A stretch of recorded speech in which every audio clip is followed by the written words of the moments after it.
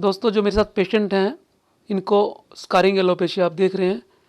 लाइचन प्लेनोप्लेरिस की वजह से इनके बाल स्कारिंग एलोपेशिया की स्टेज में हैं और धीरे धीरे करके ये बढ़ता जा रहा था।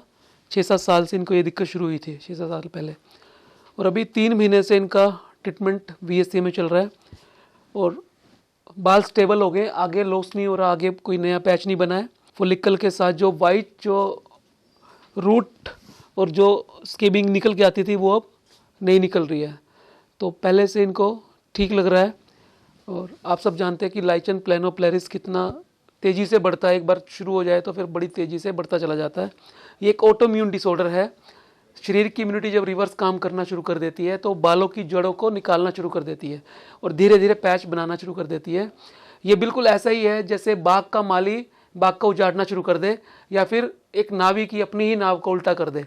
ऐसे ही शरीर की जो इम्यूनिटी, जो प्रतिरोधक क्षमता है, जो प्रतिरक्षा तंत्र है, वो उल्टा काम करना शुरू कर देता है। जो बीमारियों से शरीर को बचाता है वही बीमारी लगानी शुरू कर देता है। ये एलोपेशिया 2 किस्म का होता है, स्कारिंग और नॉन स्कारिंग। नॉन स्कारिंग के अंदर जड़ें इंटैक्ट रहती हैं, लेकिन स्कारिंग के अंदर फॉलिकल डैमेज हो जाते हैं क्योंकि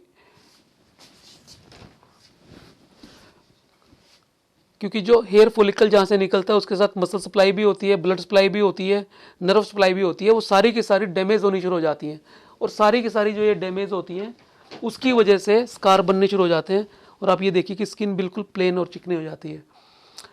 आयुर्वेदा के अंदर इस पूरे के पूरे प्रोसेस को हम ठीक करने के लिए डिफेंस तरीके से काम करते हैं, है ना।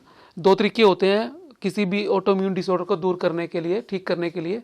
एक ऑफेंसिव होता है, एक डिफेंसिव होता है। हमारा तरीका आयुर्वेद में डिफेंसिव होता है।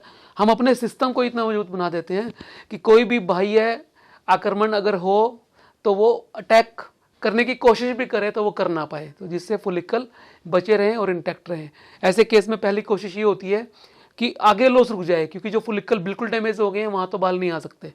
और एक बार जब ये पूरी तरह से रुक जाएगा तो फिर इस जगह पर हम हेयर ट्रांसप्लांट के लिए प्लान कर सकते हैं।